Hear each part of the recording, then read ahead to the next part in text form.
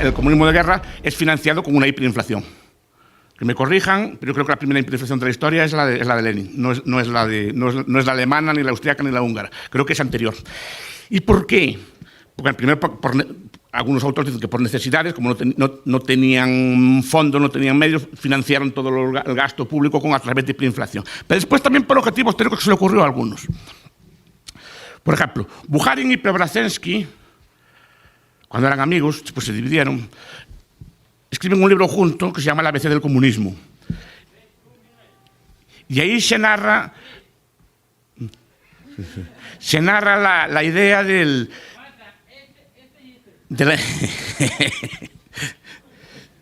no hay propiedad privada. Es decir, se narra la inflación como un arma política. Y se empieza a ver la inflación no solo como una forma de financiar al Estado, sino como una forma de acabar con la burguesía. Lenin, que era muy listo, dijo que si quieren acabar con el capitalismo hay que acabar con el dinero. Y eso es correcto. Eso es correcto. Y lo que hicieron fue usar la inflación no para financiar al Estado, sino como un arma de guerra contra el capital y contra la burguesía. Y de hecho fue una forma de expropiación encubierta a gran escala. El viejo Preobrazhensky, el ala izquierda de la revolución, tiene un libro que al profesor Rayo seguramente le gustaría, se llama Dinero de papel en la dictadura del proletariado. ¿Por qué? Porque dice que la inflación es la ametralladora para acabar con la clase burguesa. Lo dice así, la imprenta de papel es la ametralladora para acabar con la burguesía. Y lo dice así de claro. Lo dice después también Bukharin en un libro que se llama La economía de la transformación. Pero lo dice muy bien. Ellos lo ven rápidamente. Y entonces crean una hiperinflación de caballo. Y efectivamente consiguen su objetivo. Expropian a los ahorradores, expropian al rentista, y sin que hubiera mucho alboroto. De hecho, son cosas poco estudiadas de la Revolución Rusa. Pero si leen los libros de estos autores, el mismo Trotsky también lo vio bien, lo ven como un arma de guerra. Y efectivamente es la forma de expropiar al burgués, es la forma de acabar. De la inflación ya hablamos aquí muchas veces, ¿no? Pero la inflación, efectivamente, la inflación cambia el proceso temporal. La inflación redistribuye rentas. La inflación es un arma enorme en manos del Estado. Además lo usaron con otro motivo. Al abolir el dinero, querían forzar la economía de trueque, deliberadamente. Entonces, abolieron el dinero y abolieron todos los medios y expropiaron las rentas. Y después ahí, claro, tuvieron un montón de inventos para crear dinero. Querían crear dinero en magnitudes físicas, por ejemplo, en magnitudes de longitud. O Bogdanov, no sé si lo conocen, es un famoso revolucionario, famoso por sus novelas de ciencia ficción, por ejemplo, Estrella Roja, en la cual recientemente reeditada, por cierto, en la cual se nos narra un Marte comunista y cómo hacen estas cosas allí. Bogdanov habla de este tema también, ¿no? Bogdanov no se refiere a estos temas de la expropiación o de crear una economía basada en la energía. El llamado Enoz, creó una especie de moneda que en vez de usar la base monetaria, usaba la base de trabajo, etc. Una base de trabajo, no, usaba una base de energía. Los bienes se medían según la energía que tuviera. Experimentos se usaron muchas veces. Yo recuerdo un profesor portugués, amigo mío, que vivió en la Angola comunista, me contaba que cuando iba a bares a veces y pedía una cerveza o a veces un vaso de whisky, decía que le cobraban más la cerveza que el whisky. Decían, ¿por qué cobrar más la cerveza que el whisky? Porque hay más. Como hay más cerveza en el vaso, pues le cobra más la cerveza. Es que no son... Se usaron de verdad este tipo de cosas. Se usaban métodos de cálculo por cantidad, por peso, por energía. O sea, intentaron usar cualquier cosa menos el dinero, que no lo consideraban burgués.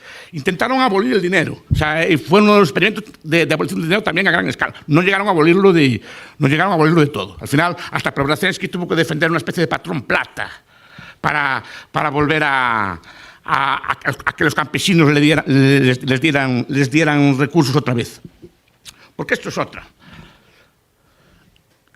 Aquí también se aplicó el control de precios a gran escala. El intercambio, por ejemplo, entre la ciudad y el campo también es ideológico. Por ejemplo, Trotsky, y el ala izquierda sobre todo, Trotsky y Preobrazhensky eran muy enemigos del campo. Decían que el campo tenía que financiar la revolución. Entonces lo que hicieron fue establecer unos términos de cambio según los cuales el precio de los bienes, los bienes industriales se vendía a una ratio muy perjudicial con respecto a los bienes agrarios.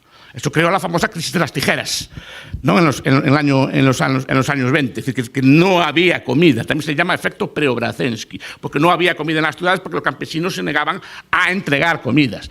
Pues, por tanto, hubo que poner, ya en el comunismo de guerra también, la requisa forzosa. Es decir, simplemente se le quitaba la comida a los campesinos y se les traía con rentas. Es decir, porque tenía que financiar la formación del Estado soviético.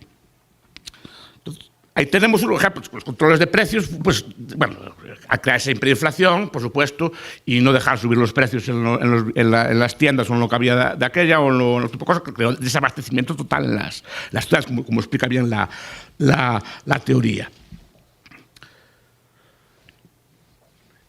Pues claro, no hay tasa de interés. Esto lo veremos después, que es un problema muy grave. No hay tasa de interés, porque al abolir la banca, abolir el dinero, abolir todo, no tenían tasa de interés. Entonces, por ejemplo, ¿cómo decidían las amortizaciones? O sea, una amortización de una máquina, una amortización de un bien de capital, ¿en qué tasa lo aplicaban? Pues era un desastre absoluto, pero primero que no amortizaban. No amortizaban en el sentido de que cuando una máquina se averiaba, cogían una que funcionaba y le quitaban las piezas. Como se está haciendo en Venezuela hoy.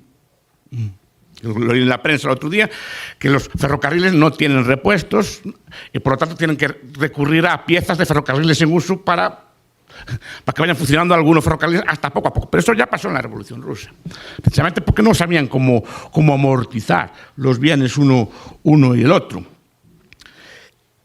Tenían, por ejemplo, claro, no saben decidir cuánto ahorrar y cuánto invertir, cuánto ahorrar y cuánto consumir. Entonces, todo eran tasas arbitrarias. Fue todo un desastre económico.